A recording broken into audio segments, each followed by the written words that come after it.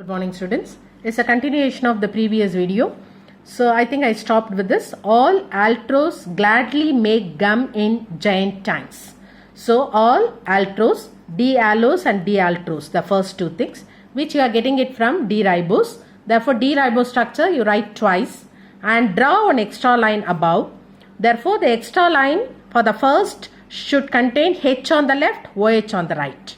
And similarly the opposite for the next, therefore H on the right and OH on the left. Therefore we are getting 2 from D-ribose. Similarly D-arabinose, the same structure you have to draw twice and we have to draw one extra line. H should be on the left, OH on the right, OH on the right, OH on the left and H on the right. We are getting 2 and these two gladly make. So gladly GL glucose, D glucose, MA D mannose. This two words mean this D glucose and D mannose.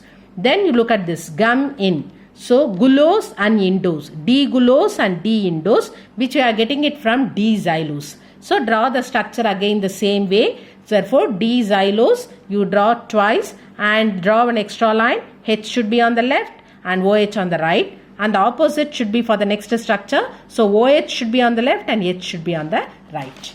Similarly, the last one is D-talose. Therefore, we are getting it from D-lyxose. So the D-lyxose structure, draw twice and then draw one extra line. And then H should be on the left, OH on the right. Opposite here, therefore H on the right and OH on the left. Then the next two important things what you should know is epimers and diastereomers. Basically, epimers are diastereomers. What are diastereomers? They are not related as object and the mirror image. That is, there is no mirror image formation for diastereomers. Therefore, the epimers, if more than one chiral center when they have, and if the configuration in one of the chiral centers alone differs and other remains the same.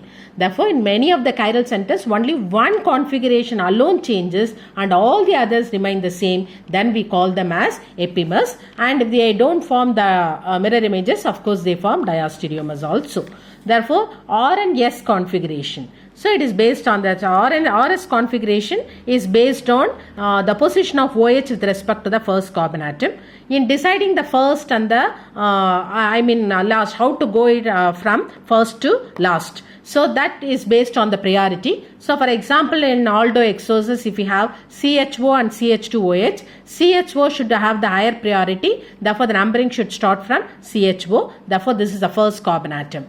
Considering that when OH group is present right to the first, it is R configuration. I have taken D glucose here. CHO is the first carbon atom and not the CH2OH because based on the priority. So this is the first carbon atom. On its right, we have OH.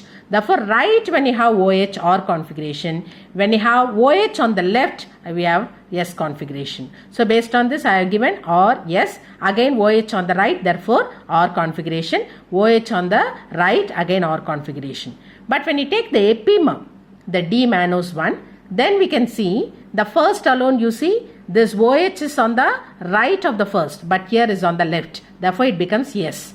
Then S is again on the left, therefore S. Then here OH on the right, therefore R. OH on the right, therefore R. So if there are two epimers, how will you conclude based on this R and S configuration? See, except for the second carbon atom here, all the other are the same. S, S, R, R, R, R. So every other thing remains the same except the configuration here. Therefore, it becomes S here and it is R here. The only one changes and not the other. Therefore, they are epimers.